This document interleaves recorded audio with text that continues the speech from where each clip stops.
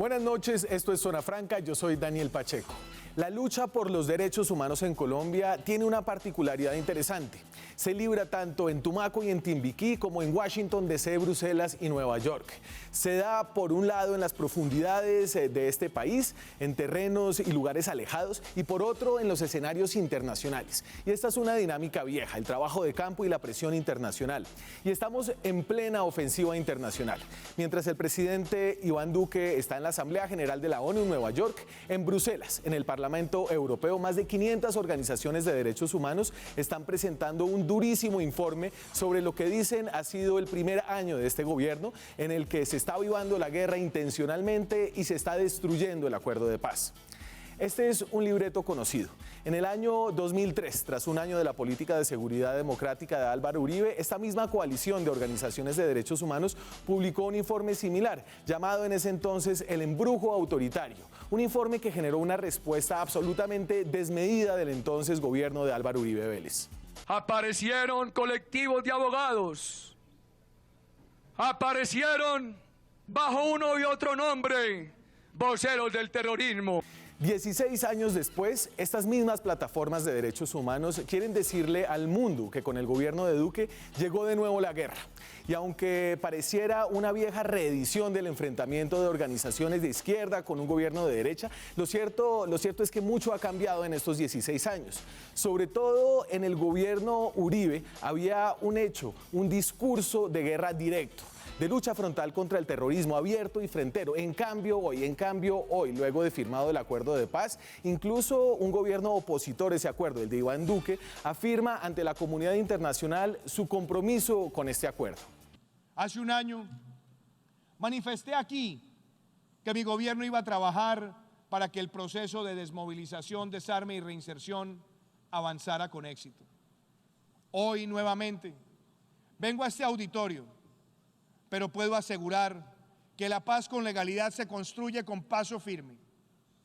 Actualmente hay más de 29 proyectos productivos colectivos que vinculan a más de 1.400 personas que se la jugaron por una nueva vida, y en total son más de 13.000 los colombianos que continúan su proceso de reincorporación. Hoy entonces estamos en una posición distinta. Mientras en Nueva York Iván Duque se junta con magnates y filántropos internacionales y les regala prendas hechas por excombatientes de las FARC, acá en Colombia los defensores de derechos humanos dicen que estamos volviendo a la seguridad democrática de antes. Hoy no se habla de ataques directos del gobierno a las ONGs como antes, como el era Uribe, sino de desfinanciación soterrada del acuerdo de paz por parte del gobierno Duque. Hoy afortunadamente vivimos en un país mucho más complejo, que exige más matices y que no se reduce a lugares comunes de antaño como ONGs voceras del terrorismo o embrujos autoritarios. Aquí arranca Zona Franca.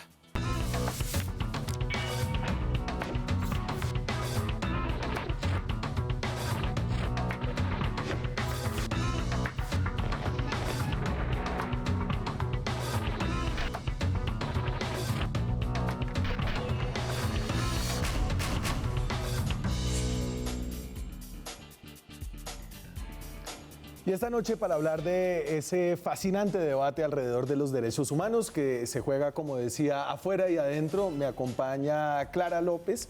Clara López, yo creo que usted es una defensora de derechos humanos. Además de los múltiples cargos que ha ocupado, entre ellos el Ministerio del Trabajo, la Alcaldía de Bogotá, como encargada, me fue candidata a la presidencia de la República y me puedo quedar ahí toda la noche, pero es hoy candidata al Consejo de Bogotá por la lista de Colombia Renaciente. Es un gusto tenerla acá, Clara. Daniel, muchísimas gracias y qué bueno hablar de derechos humanos y de paz, porque ese es uno de los temas que necesita una discusión democrática amplia y con profundidad, no con estigmatizaciones mutuas. Alfredo Rangel fue senador de la República por el Centro Democrático, tiene una carrera larga como investigador del conflicto armado, ha sido defensor de derechos humanos.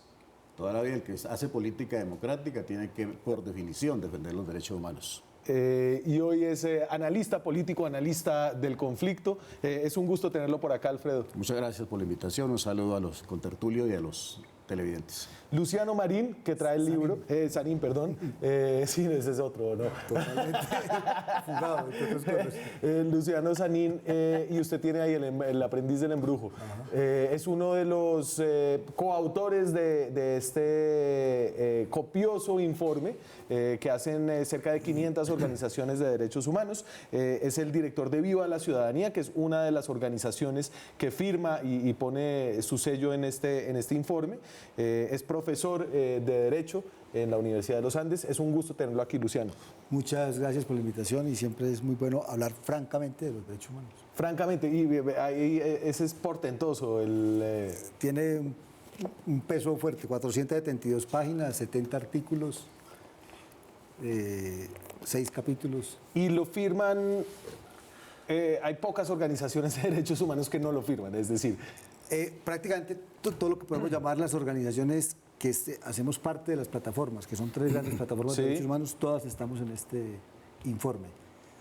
Obviamente no todas las organizaciones de derechos humanos están en las plataformas, pero podríamos decir que el 95% estamos organizadas en plataformas. Y a mí este informe me interesa y me parece provocativo porque habla del viejo informe y habla de un país que yo creo que ha cambiado mucho en estos 16 años, pero para que recordemos un poco lo que fue la salida del embrujo autoritario hace 16 años. ¿Usted se acuerda, Alfredo? Por supuesto, claro que sí. ¿Por qué? ¿Por qué fue tan impactante en ese momento? Me pareció un informe absolutamente sesgado, con un matiz político muy marcado, muy izquierdista, en contra del establecimiento, en contra del Estado, en contra del gobierno de Álvaro Uribe en particular, y con un sesgo pues marcadísimo. No lo vi nunca como un informe objetivo, imparcial, neutral, y más bien como un instrumento de lucha política que otra cosa. Y por la manera en cómo el gobierno respondió a ese informe, Clara, se habló más de la respuesta del gobierno que del informe finalmente. Sí, yo estaba recién llegada de un exilio prolongado, porque habíamos tenido con mi esposo que salir de Colombia porque no había posibilidad que se nos garantizara la vida. Fue una etapa en la que hablar sus ideas, exponer sus puntos de vista, lo sometían a uno a las balas de los fusiles. Arreciaba el paramilitarismo, había de verdad una violación permanente de los derechos humanos. A la Unión Patriótica la habían extinguido a sangre y fuego. Entonces la realidad es que ese informe era, como dice hoy el hashtag, muy franco. Hacía denuncias muy importantes y sesgo o no sesgo, sí era lo que estaba viviendo de victimización una gran parte de la gente que pertenecía a organizaciones sociales y políticas que no comulgaban con el gobierno del presidente Álvaro Uribe. Y me interesa volver a lo que fue el embrujo autoritario antes de que vengamos al aprendiz del embrujo que se llama porque ese informe estableció lo que sería una relación muy conflictiva entre un gobierno de 8 años, fue presentado en el segundo año de ese gobierno de Álvaro Uribe, en el año 2003, y todas las organizaciones de derechos humanos, empezando por esa calificación que hizo el entonces presidente Uribe sobre las organizaciones como voceras del terrorismo. Bueno, yo hice parte en aquel tiempo de las personas y las organizaciones que hicimos ese informe. Ese informe lo trabajamos sobre un planteamiento que ya empezaba a preocupar muchísimo y era los efectos negativos que iba a tener en materia de derechos humanos la política de seguridad ciudadana. Y nosotros decíamos, se está dando excesivas facultades a la fuerza pública, se están dando facultades que van a permitir limitar el exceso de la libertad, la protesta, se va a estigmatizar. Y todo eso ocurrió. Sí. Hubo detenciones masivas, hubo falsos positivos.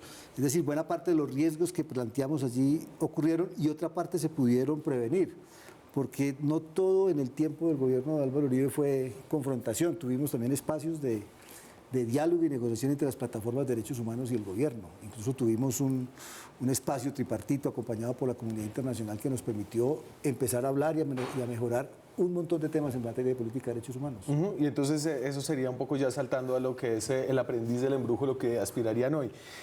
Hoy, sin embargo, tenemos un presidente con un discurso totalmente distinto. Y déjenme, les pongo otro pedazo de su discurso de ayer en la Asamblea General de las Naciones Unidas. Este es el primer discurso o el segundo discurso que da Duque. En Naciones Unidas. Sí, Creo que es el segundo. es el segundo, ¿no? Sí, ya. El primero lo dio Recién recién llegado. entrado, recién. El segundo discurso de el presidente ahí frente a ese mármol verde de la Asamblea General. Con la tranquilidad que nos da no ahorrar esfuerzos, puedo decir que hoy, frente a esta asamblea, habla una sola nación convencida de la derrota de la violencia a partir de la legalidad. Reitero el valioso acompañamiento y el trabajo de la misión de verificación de las Naciones Unidas. El apoyo y la validación de la comunidad internacional ha sido invaluable en este proceso de estabilización y verdaderamente esperamos que sigan siendo testigos del camino que construimos, el camino de la paz con legalidad. La paz con legalidad, Clara, y esa es una narrativa al menos totalmente distinta a la que tenía el gobierno de Uribe en el 2002 y que habla de un país distinto. No, sin lugar a dudas, y que un discurso de esos debería darle a uno tranquilidad. ¿Y usted le da tranquilidad? A mí no me da tranquilidad porque el discurso del presidente es formal y la realidad de lo que está sucediendo en el país es otra. Por ejemplo, él dice en esas palabras que se está derrotando la violencia con legalidad, pero yo lo que percibo en esta campaña, porque he visitado 3/4 partes del país, es que se está saliendo de control el orden público, que hay resurgimiento de grupos armados ilegales en sus viejos territorios y que incluso aquí en Bogotá, en Ciudad Bolívar, donde ya empezaba a haber turismo de la nueva etapa, con el cable, ahí surgieron hostales para hacer turismo agrario arriba en Pasquilla y en Quiva. Eso se está empezando a dañar porque hay patrullaje de personas armadas. Entonces la realidad es distinta y la voluntad del gobierno se está limitando a una paz negativa, a DDR, como dicen tradicionalmente, desarme, desmovilización y reincorporación, y todo lo demás, que es remover las causas del conflicto armado, está francamente archivado o con contrapolítica, como lo es la sustitución social y voluntaria de cultivos. ¿No le creen al gobierno, Alfredo? Pues los hechos yo creo que hablan por sí mismos y yo resaltaría digamos, la verdad contundente, y es que este acuerdo de paz, a pesar de ser un acuerdo absolutamente ilegítimo, porque fue rechazado por la mayoría del pueblo colombiano en un plebiscito, el gobierno del presidente Santos se dio mañas para hacerlo aprobar en el Congreso vía fast track, violando todas las normas de los procedimientos democráticos de la discusión parlamentaria, y se dieron mañas también incluso para incorporarlo a la Constitución Nacional. Aún así, a pesar de la ilegitimidad de ese acuerdo, pues el gobierno está haciendo todo lo posible por aplicarlo, todo lo posible por implementarlo. Son 578 compromisos que contiene este acuerdo de paz. 578 compromisos que tienen que ver casi con lo divino y lo humano,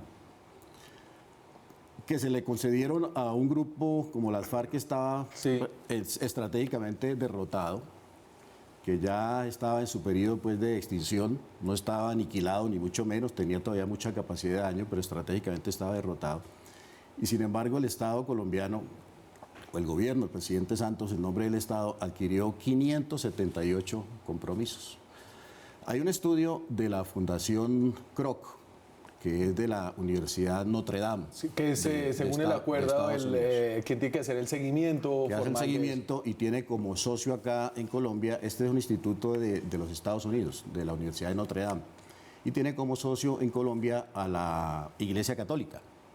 Y según los informes de este instituto, el Estado colombiano ha avanzado en la implementación del 70% de los 578 compromisos. Es decir, en 404 compromisos hay avances, de los cuales el 35% de esos compromisos, o sea, 202, están en estado muy avanzado, casi cumplidos, y solamente un 34% tiene una implementación mínima, es decir, 196 compromisos, y en 31% no se ha empezado a aplicar el acuerdo.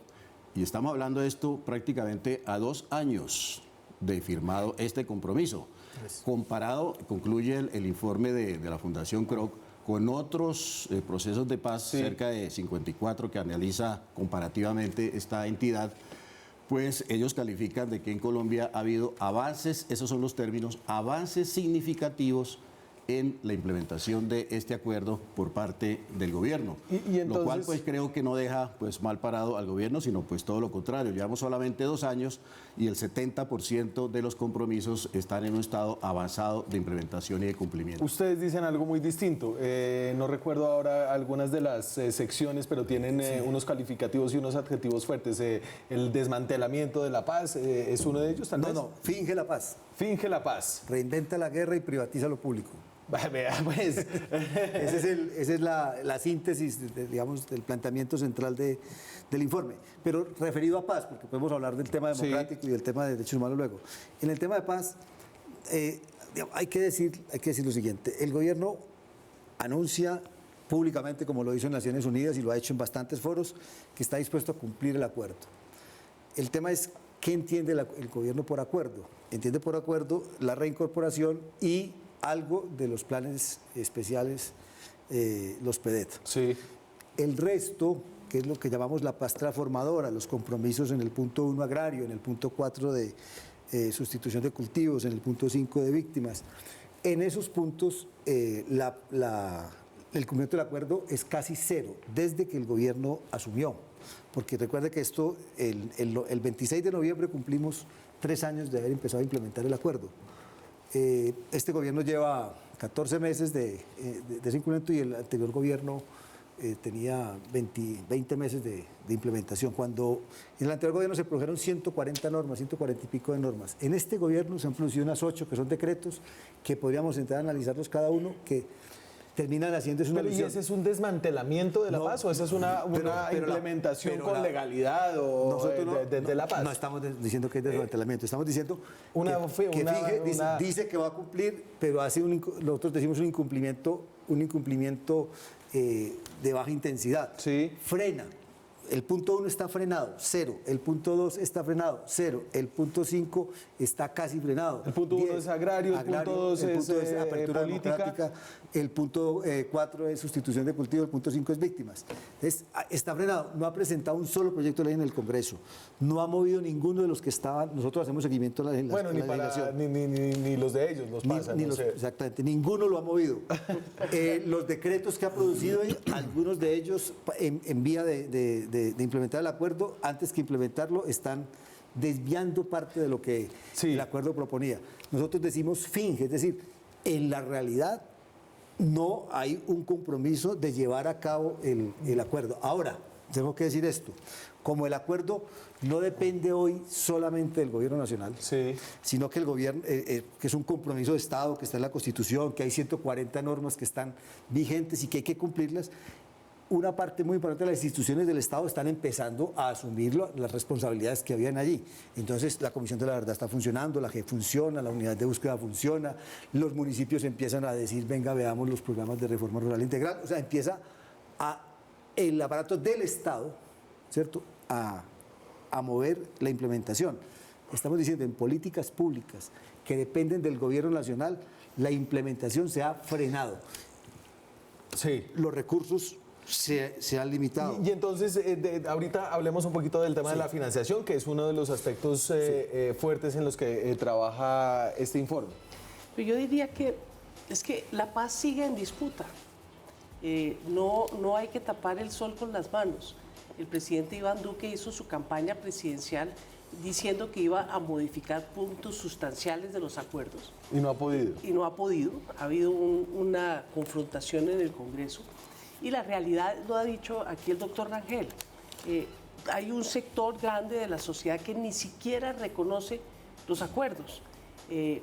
Hay un punto fino de ley, que es que el plebiscito sí negó el acuerdo de La Habana, el que se firmó en Cartagena, pero por petición del presidente Uribe, en un acto de responsabilidad que poca gente le reconoce, empezó una negociación nueva de un segundo acuerdo que incorporó muchísimas de las tesis del no. Entonces, lo que hoy está vigente no es el acuerdo de La Habana. No es del 26 de septiembre. Es el acuerdo del Teatro Colón. No es el de y ese sí 297 páginas, sino el de 360 y pico. Pero ese no fue aprobado por el pueblo colombiano. No, ese fue aprobado por el Congreso. Y validado por la Corte Constitucional. Dentro de Sí, todas las de una manera facultades. torticera, claro, aprobado por el Congreso. Perdóname, de una manera tramposa. Perdóname, ¿sí? Usted califica esas palabras porque son muy efectistas, pero la No, porque Corte es así. Constitucional ha validado esa refrendación, está en Naciones Unidas y la comunidad internacional, como lo reconoce el mismo presidente, está haciéndole seguimiento a través del Consejo de Seguridad. Entonces, ese es el verdadero problema. Pero, entonces, porque déjeme... cuando usted sigue en disputa y no acepta que hay que pasar la página y seguir adelante, el país está retrotrayéndose a un ciclo de violencias, solo que no es la misma del conflicto armado anterior, ¿Y entonces? Sino de lo que puede ser un nuevo tipo de conflicto mucho más... Cuando volvamos de la pausa, hablamos de si más allá de esa disputa política que hemos debatido ampliamente en este país por los últimos 3 años, fuera. hay también una nueva disputa en el campo colombiano alrededor de los derechos humanos que muestre que hay una tendencia a empeorar lo que ya se tenía. Ya regresamos. Seguimos en Zona Franca, francamente de derechos humanos. Hablamos de un nuevo y durísimo informe sobre el primer año de Iván Duque. Se llama El aprendiz del embrujo. Es una secuela del anterior informe que se llamaba El embrujo autoritario, ese contra el gobierno de Álvaro Uribe en el año 2003. A ver, y creo que la pregunta de fondo es que sugiere este informe es, ¿estamos empeorando en la situación de derechos humanos? Y yo al menos en las cifras, por ejemplo, de homicidios, tendría que decir que lo que reporta la Policía Nacional es que no. Que en el periodo que le corresponde a Iván Duque, por ejemplo, si uno mide de enero a agosto del 2019, y aquí la Fundación Unidas para la Paz hace un ejercicio interesante y es que discrimina a los municipios PEDET y los municipios no PEDET.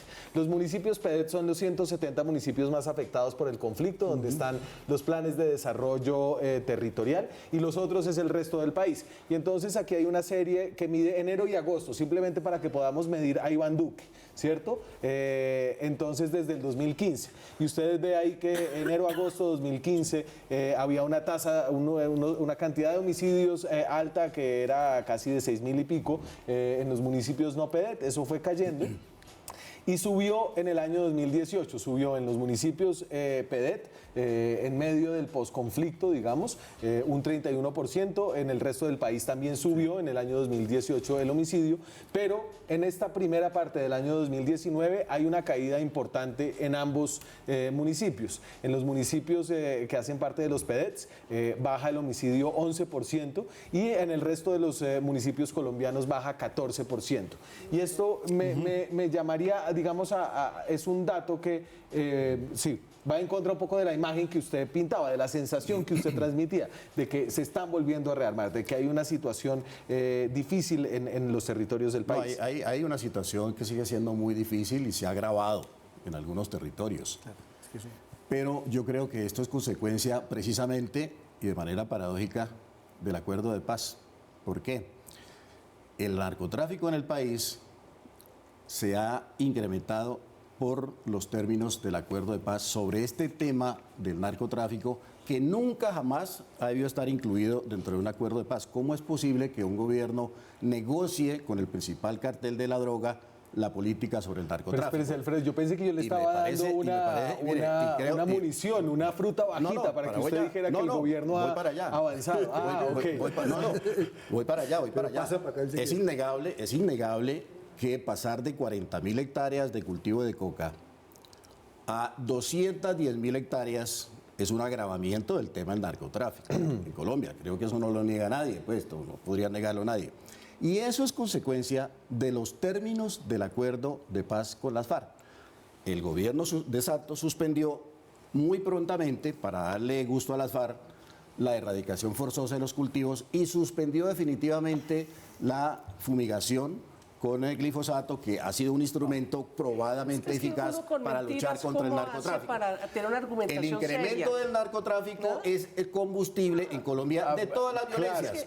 Ahí están los paramilitares. Si me dejas acabar, es que tiene que decir entonces no la puedo verdad. acabar. No pero puede estoy acabar. diciendo la verdad. No está diciendo la verdad. ¿Cuál es la Porque verdad que no estoy diciendo? La Corte Suprema de Justicia dice que no se pueden fumigar los páramos. No. Entonces no me puede venir a decir que Eso es una posición de la Corte Suprema de Justicia que jamás ha debido tomar esa decisión de prohibir el glifosato. Porque prohibió el glifosato solamente para fumigar coca, pero lo permite para fumigar el arroz, lo permite para fumigar el maíz y la soya. Porque son dos y todos los tipos de cultivos fumigación. Entonces es absolutamente errado y equivocado. Se ve la intencionalidad política de la Corte Suprema de Justicia también, que también actúa políticamente. Redondee el argumento para así no se puede voy para esto. Ese incremento que se multiplicó. Con mentiras no se puede argumentar. Es mentira que multiplicaron los cultivos de 40 a 210 mil. Hay tres fuentes y usted coge todas la fuente más baja. Coinciden, Sí, que subió, todas sí. las fuentes coinciden en que se ha multiplicado. La fuente más baja con la más alta. Unas dicen que se ha multiplicado por 3 y otros dicen que se ha multiplicado por 5, pero se ha multiplicado. Y esa es la razón por la cual se han fortificado mucho los grupos narcotraficantes, MLN. Usted coge la cifra de Naciones Unidas, que siempre es más baja que la de la Casa Blanca. El gran logro del gobierno de Duque, el gran logro del gobierno de Duque es que esa tendencia que durante el gobierno de Santos venía disparada, el crecimiento de los cultivos de coca, se estabilizó. Es decir, por lo menos el gobierno de Duque ha logrado detener el crecimiento de los cultivos de coca. Hay 99.000 familias que ha comprometido el gobierno para erradicar de manera voluntaria la coca. Eso es parte de las acciones del gobierno de Duque para que desde hace 3 años. No pongámonos de acuerdo en un piso y después en otro. Mire, yo creo que cometemos un error muy grande como sociedad si volvemos a empezar como en los 90, a echarle toda la culpa de todos los males al narcotráfico. Eso lo hemos hecho toda la vida. El narcotráfico es el fruto de la violencia. Yo no le interrumpí a usted. Es el fruto de la violencia. Yo no le hice ninguna. Eso es lo que ocasiona la violencia. Yo estoy diciendo una parte, no le podemos echar la culpa de todo. Vea, le voy a poner un ejemplo. El ataque a líderes sociales. El gobierno dice que son grupos narcotraficantes y minería ilegal. Sí. Nosotros le mostramos departamentos donde no hay eso y entonces ¿dónde está la explicación? Esto es más complejo lo que quiero decir. No digamos, como decíamos en el tiempo de Pablo Escobar, que todo lo que pasaba en Colombia, se dañaba un sanitario y era Pablo Escobar. No es así, no todo empieza y termina en el narcotráfico, siendo un problema muy grave. Pero lo segundo, y que ustedes no quieren reconocer, pero habría que reconocerlo, el intento de cambiar la política para acabar con la presencia de los cultivos ilícitos, este gobierno lo está frustrando. Y eso es un gran crimen, el intento de hacer una política distinta programa de sustitución voluntaria de cultivos. Y colectiva y comunitaria. Eso, que es un intento por quitarle a los narcotraficantes las comunidades, quitarle a los narcotraficantes los campesinos pobres, eso no lo deberían, eso es un crimen de la humanidad, no lo deberían paralizar, no lo deberían cuestionar, deberían seguirlo. Incluso pero ayer en la ONU Emilio Arcila dice que lo está haciendo. No lo está haciendo porque lo tiene frenado. Incluso las mismas cifras de la Fundación Unidas para la Paz te están diciendo que ellos tienen frenado el programa de sustitución, que incluso no volvieron a aceptar a nadie, que incluso están paralizadas las políticas allí. Pero mire, el punto es, ese intento que hace el acuerdo de paz de cambiar una política que 30 años ha fracasado por una nueva, que incluso te tiene ya cifras claras de que hay menos resiembra, de que baja la criminalidad, que integra al Estado con las comunidades que siempre estuvieron separadas. Es decir, que tiene muchos beneficios, ¿sí? Pero este gobierno necesita un enemigo y quiere glifosato y erradicación forzosa.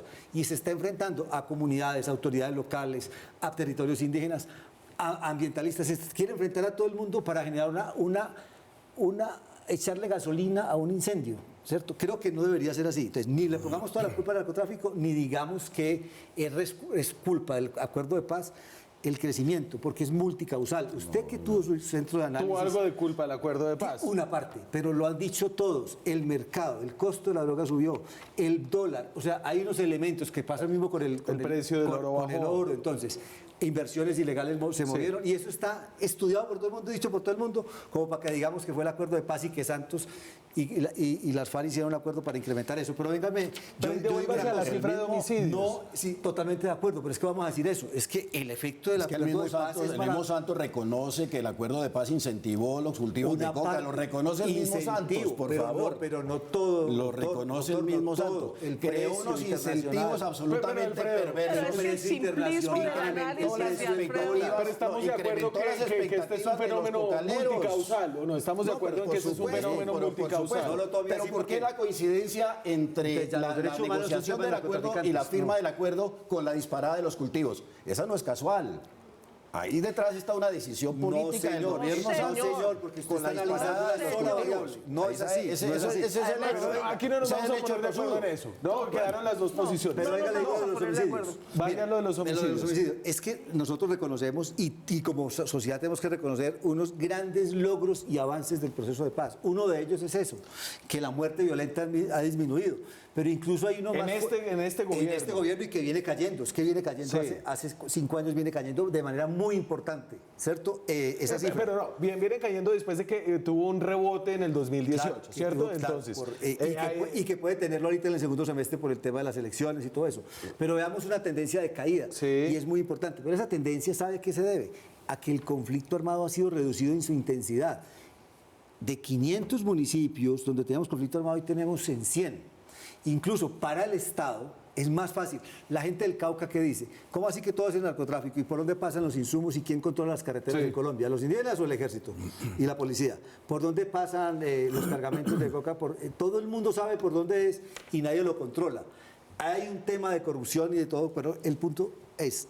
Hay unos logros del proceso de paz y que como sociedad logros que yo le debería decir, Luciano, que no son reconocidos Sí, están en ahí. primera instancia cuando uno lee el no. aprendiz del embrujo, el deconstruyendo la paz, fingiendo la paz, que etcétera, decía- etcétera. Pero lo otro no quiere decir de que no hayamos logrado como sociedad avances. fíjate que es que también aquí ponen una fecha, 7 de agosto, y entonces todo lo que viene de influjo, Sí. de reducción de todos los procesos de confrontación, de ampliación de democracia, de generar condiciones para los diálogos, no solamente con los alzados en armas, sino en general en la sociedad, pues obviamente vienen de un proceso de negociación que duró varios años y que generaron unas disminuciones paulatinas de la violencia con ceses al fuego progresivos y están mostrando... Pero Clara, el Santos influjo. le entrega a Iván Duque un país en el 2018 con un rebote del homicidio por primera vez en 7 años, 7 una años, cosa sí, así. señor. ¿No? Y lo que estamos viendo es que al menos en ese primer semestre de 2019, ese rebote se está controlando. Si ustedes no le quieren dar el mérito es al que gobierno o a la sociedad yo no o a alguien. no estoy diciendo que no le quiero dar el mérito al gobierno, es que el mérito viene es de un proceso. Es como dicen aquí en Bogotá que la reducción del embarazo adolescente por la política de 2 años del señor Peñalosa, no, son 15 años de política pública que generan impactos importantes y duraderos, no 6 meses o un año de una actitud policial, etcétera. Me tengo que ir a la pausa, francamente, de derechos humanos. Eso discutimos hoy, ya regresamos. Seguimos en Zona Franca, hablamos esta noche de la lucha por los derechos humanos, una lucha que se libra por la credibilidad del presidente de turno, sobre todo en el exterior. Credibilidad de Iván Duque, que hoy sufre un autoatentado de su Twitter. Esto es Enredados.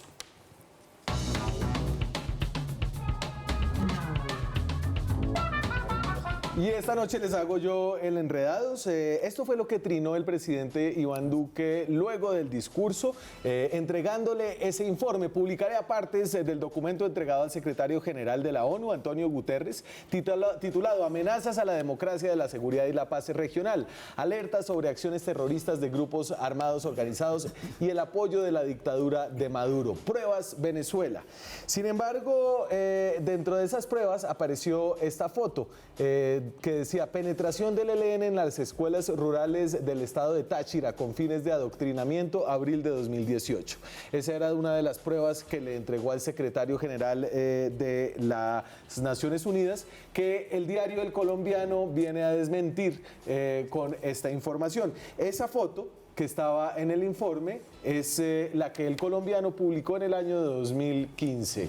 Una foto tomada en el departamento del Cauca, donde efectivamente había una actividad de un grupo armado del ELN con niños, pero en Colombia, en el año 2015, que el presidente entregó en un informe de inteligencia que muestra realmente muy poca inteligencia. Pero no creo que ese error desmienta la tesis fundamental del gobierno de que el ELN está siendo protegido, cobijado por la dictadura de Maduro desde hace mucho tiempo, por Chávez también, Yo tampoco, igual que las FARC. pero no le ayuda a la credibilidad del gobierno cuando lo que quiere hacer creo que es... hay muchas más pruebas, hay muchísimas más pruebas, además de una fotografía en la que probablemente se cometió un error, pero eso no desvirtúa lo que está de fondo, que es que creo a lo que hay que ir, y es que el ELN y las FARC en Venezuela tienen un santuario, lo tienen desde hace mucho tiempo, para preparar ataques desde allá al territorio colombiano. Creo que en eso estamos de acuerdo, y ocultarse Yo creo que desde la época de los monjes. en Venezuela.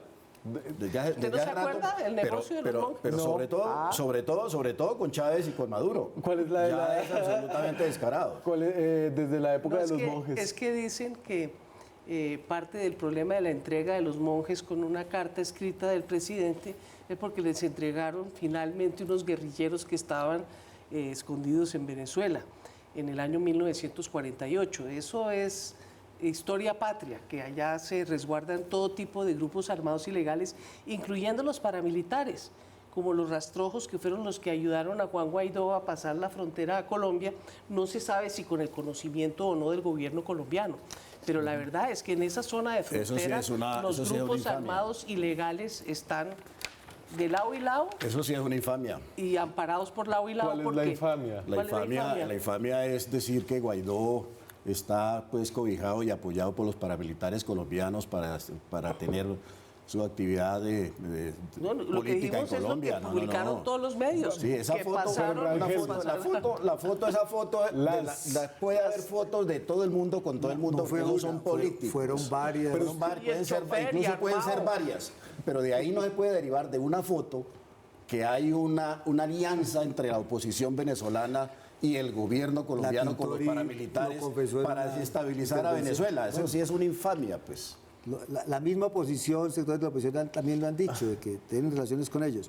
Pero miren, una frontera de 2.500 kilómetros puede pasar de todo. Pero retomemos el tema del informe. Miren, este informe no cabalga sobre la historia, reconoce una historia que ha transitado este país en construcción de los derechos. Es decir, nosotros no partimos de que Colombia es lo mismo en el 2003 a hoy. Y eso es importante porque a mí me dio esa impresión, tal vez por la abundancia de adjetivos. Claro, y puede ser y porque tiene artículos en todos los tonos, ¿cierto? Sí. Pero yo quiero ponerle este tono. Mire, nosotros vemos que este país tiene, en primer lugar, una construcción de dinámicas, de construcción pacífica y de convivencia en la inmensa mayoría del territorio nacional. O sea, los municipios no están viviendo el conflicto armado y eso hay que verlo.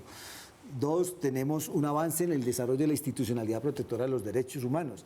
Miren, no es gratuito que la institución que más aprecian los colombianos hoy sea la Defensoría del Pueblo, ¿sí? Para que usted mire la importancia de... ¿Y es la institución que más aprecian los colombianos? Sí, cambió por primera vez en la historia del aprecio de las instituciones y quedó en segundo lugar el Ejército, que era el primero, ¿sí? Y lo ganó la Defensoría, porque hace presencia territorial, porque está acompañando comunidades, ¿sí?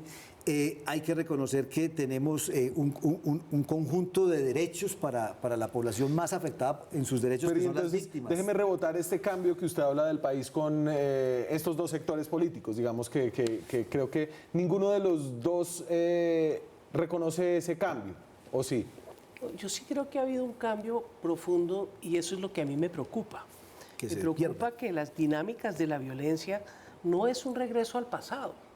Porque si fuera un regreso al pasado tendríamos dos bandos enfrentados, uno con inferioridad que acude a tácticas no aceptadas por las normas jurídicas internacionalmente, pero ahora lo que empieza a verse, por ejemplo, con la violencia política que se ha presentado de manera diáfana en este proceso electoral retrocediendo sobre el proceso anterior, es que en el 77% de los casos, dice el SERAC, no se tiene idea de quién puede ser el agresor.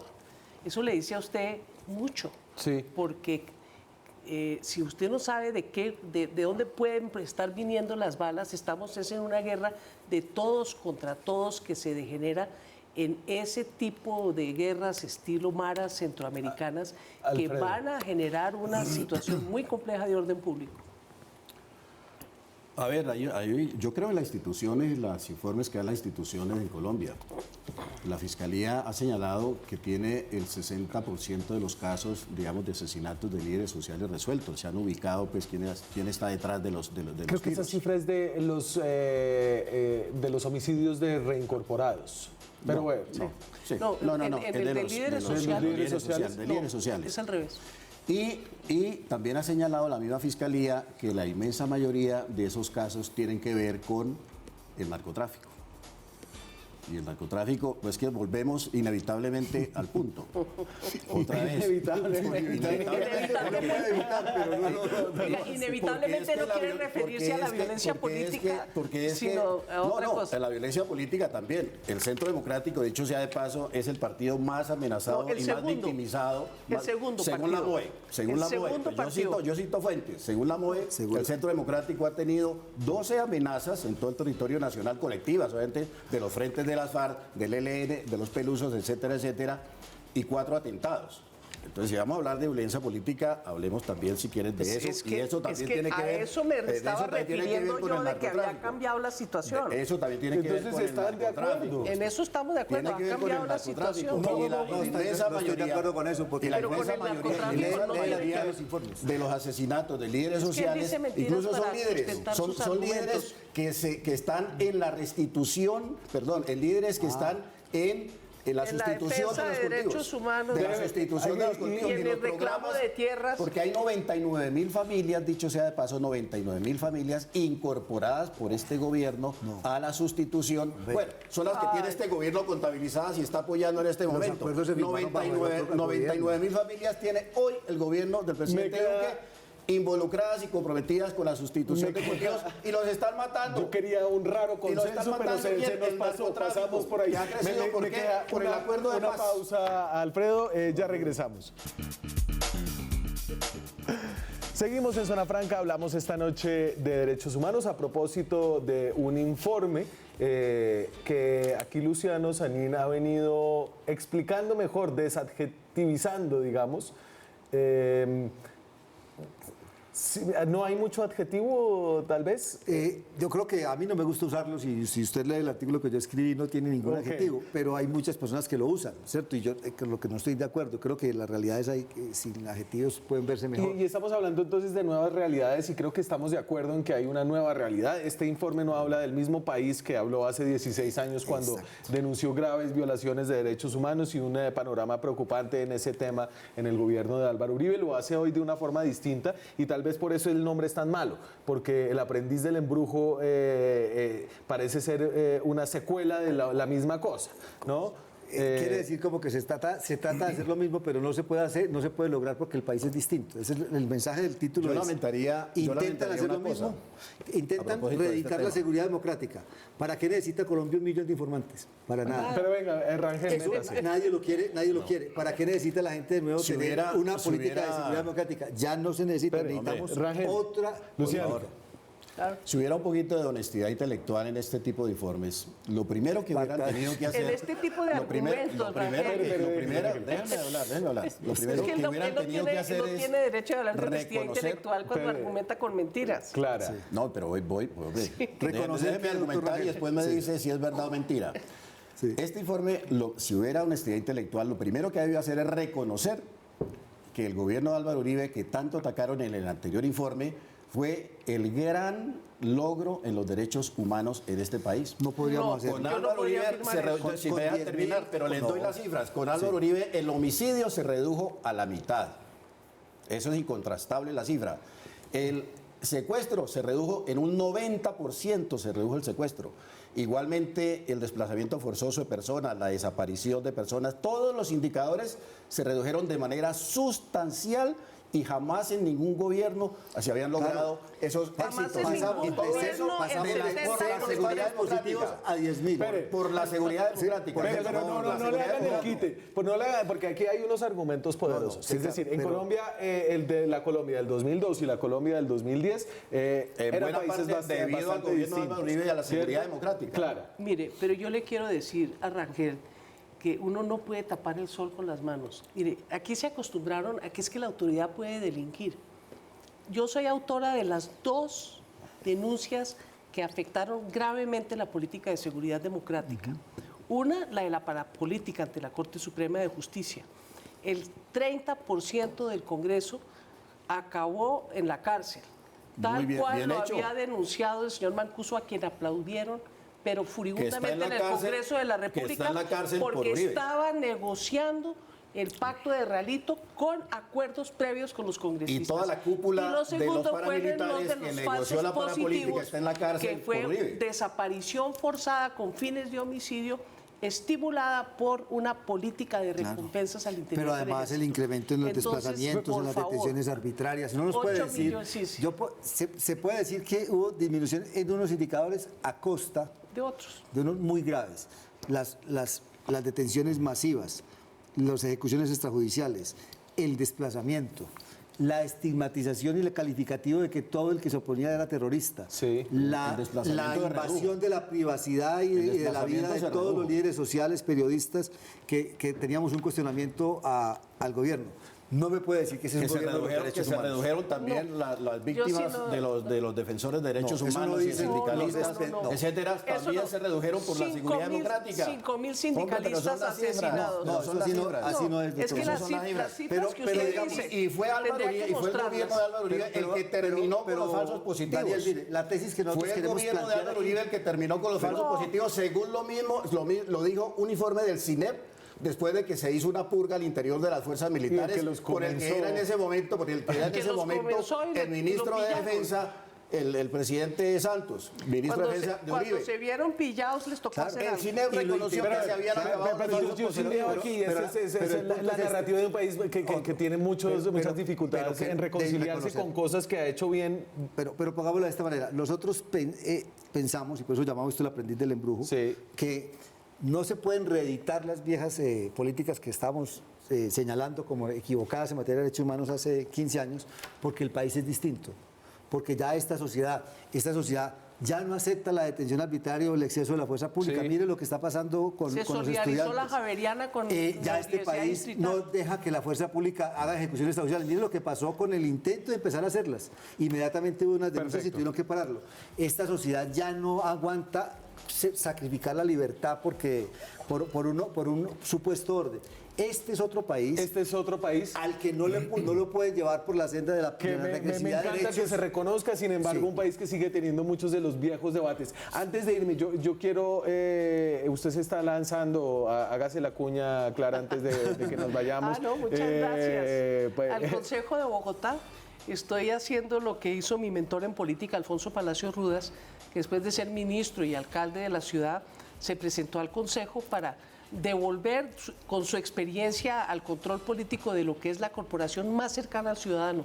Yo los convoco a que miren todas las listas y escojan, pero que escojan la suya. que escojan Y no se va a la antojar, mía, Rangel. que es Colombia Renaciente. ¿Y usted no se va a antojar de volver a una lista? No, yo ya pasé por el Senado y no tengo en este momento esas debilidades. Yo digo que es fortaleza, porque si uno tiene algo que aportar, debe hacerlo, y en la célula básica de la democracia me parece el lugar más indicado. Perfecto, con eso me voy. Les agradezco a ustedes yo no por hago estar acá. comercial. ¿Usted quiere lanzarse o qué? No, comerciales. Haga el comercial, el aprendiz del embrujo. Yo creo se que- lo pueden bajar en Todo PDF. este programa ha sido un comercial de ese libro. Por eso mismo. Hombre, ya está. Ahora muestra, Una hora. muestre, No, muestre, lo- muestre. Una hora en máxima El audiencia. aprendiz del embrujo lo colocan en un buscador y lo me encuentran voy. para bajarlo, lo bajan por artículo, Un lo bajan país- completo y creo que van a encontrar una lectura muy amplia, muy plural Sí, señor. Me con fui. enfoque de derechos. Un país nuevo que sigue teniendo los mismos debates. Eso ojalá también cambiará con el tiempo. Me voy con eso. Muchas gracias a ustedes. Nos vemos la próxima semana. No, mañana. Todavía no es viernes. Hoy es jueves. Con más periodismo, con más debate, con más opinión. Chao.